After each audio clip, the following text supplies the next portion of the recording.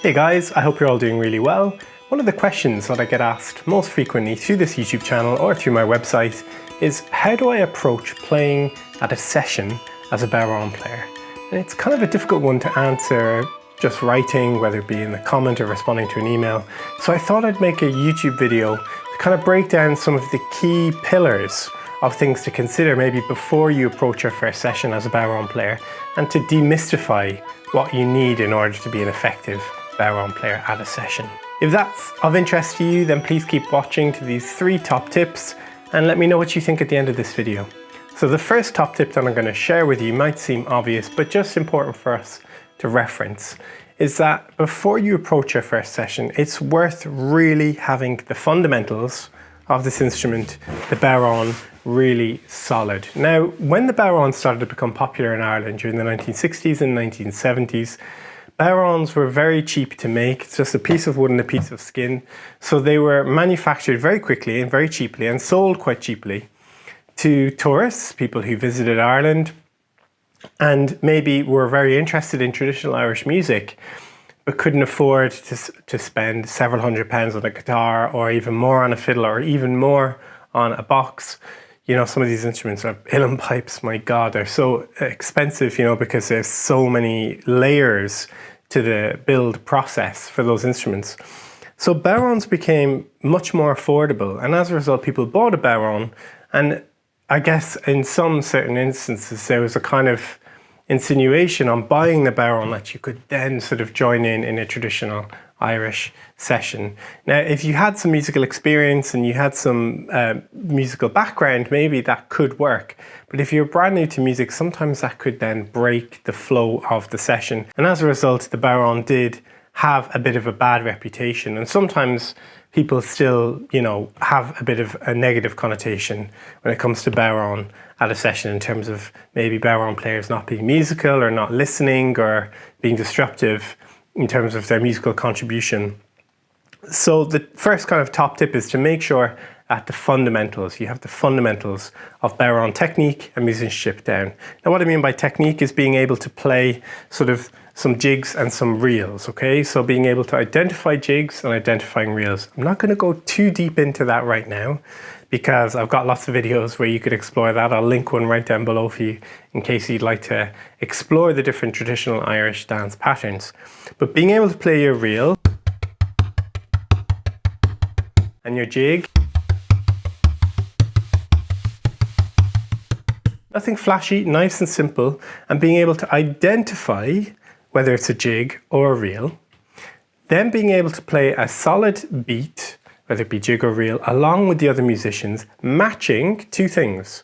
Their dynamic, so the actual volume in which they're playing. So maybe they're not playing all of that loud. So that means you need to play nice and quiet as well. And matching the tempo, that's just the speed, okay? So matching the dynamics, matching the tempo. You know, if they're playing medium tempo, then you match that exact medium tempo, yeah? You don't play faster or slower. So that for me is really important, having the jigs and having the reels and being able to identify the difference between them, and then being able to match the dynamic, so the volume, and also match the tempo, the speed. So I would kind of categorize that under the fundamentals, okay? Now, digging down deeper on that, if you're interested in learning more about the fundamentals of playing the bodhrán, I have loads of videos here on YouTube which you can check out that'll take you, you know, right through from very beginner way up into all kinds of different experimental, different rhythms. I also have a fully comprehensive online course, How to Play Bodhrán, which is split into 3 sections: begin your journey, second, develop your practice, third, expand your horizons. And this will take you right through from the very, very day one, opening the instrument out of the box, all the way through to advanced, okay? So that's there for you as well if you really want to go on this journey and start at the very beginning and work your way through module by module. In that course, I include a whole range of especially recorded practice tracks with clicks at different speeds. And there's loads of breakdowns, and it's been a really effective tool for my students over the last several years that I've been offering that.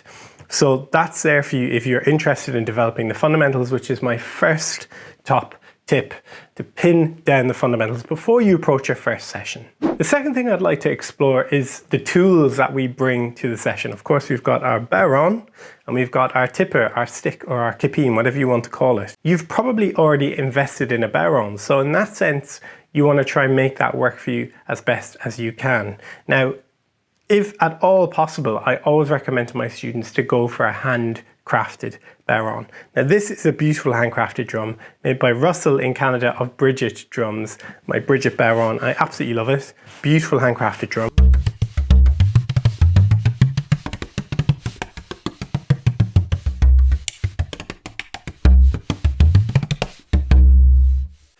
Beautiful earthy, warm tones. You'll notice that the drum isn't taped. That's how I like it. I like my drums to be untaped. It gives me a little bit more of an earthy, edgier sound. I quite like it. And I can use the side of my body to cut off some of those higher ringing tones. And then bring the drum away from my body to create those kind of more wild, traditional sounding bodhrán sounds, which I love. Which I grew up with, you know, so that's what I'm kind of looking for and listening for when I listen to the bodhrán, certainly when I'm playing myself. So the bodhrán, maybe, you know, you've got your drum, so it's about making the drum that you have work as best you can. Now, so often, the actual sound that we produce, of course, is down to the drum. It's a beautiful handcrafted instrument that's going to sound much better than a drum that's been mass-produced in a factory, maybe with suboptimal materials, maybe with not as much attention, you know, because they're producing lots of them very quickly on machines and so on. There's not as maybe as great a quality control as a handcrafted maker will. You quite literally feel the hands of the maker, each of the tacks carefully placed, the skins selected, placed onto the drum. You know, those details really make the difference in terms of the sound. But one of the things that we really can affect our sound is by choosing a tipper that helps us to produce a good sound. Now, so often we think, oh, the sound of the drum, the sound of the drum. Yeah, but it's also the stick or the beater that we use on the drum, which is going to affect the sound that we produce. I want to do a little experiment with you, okay? So here I've got one of my own tippers that I make. This is my cool rod. I've been making these for several years. This is probably my go-to tipper. This is my walnut version, okay? Now this is what it sounds like on the drum. Just going to play nice sort of regular, simple pattern.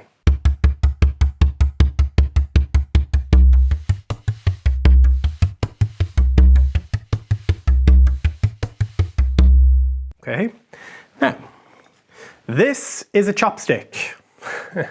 Nothing interesting here, it's a chopstick. Have a listen to the same pattern.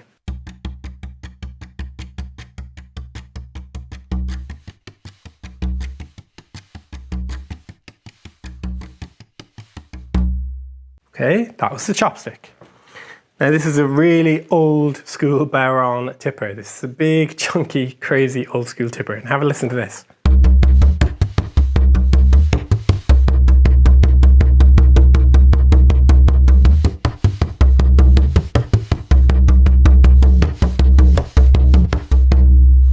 Now, I tried to play that as sort of the same way each time. You can hear the difference in the sound with each one. Of course, with this cool rod,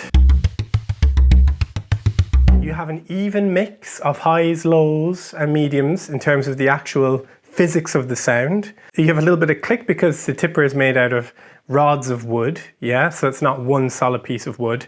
And it sounds nice and even between the down and the upstroke because within the grip, it's weighted so that you have this almost pendulum effect within the hand. Now, if we go to the chopstick, it's almost like kind of a pin just scraping. It was such an awful, horrible sound. And because the chopstick is very light, it's very thin, we're going to get a very light, thin sound. It's kind of an annoying, icy, horrible sound. Think of this guy, the old school, like football match bodhrán beater, yeah? I could see my microphone like clipping. Too much sound, too much bass, too much volume. It's heavy. Look at the size of that. It's like a hammer, you know? Too much. Too much sound is going to overpower. So by selecting the right tipper, that can actually help you. Even if you have a bodhrán maybe that you've inherited or someone's given it to you or that you've picked up cheap online, with a good tipper, it can actually elevate your sound. Yeah, so pick the right tipper for your drum. Yeah, so I make these tippers, I offer them on my website. That's a great option, but there are loads of great options out there.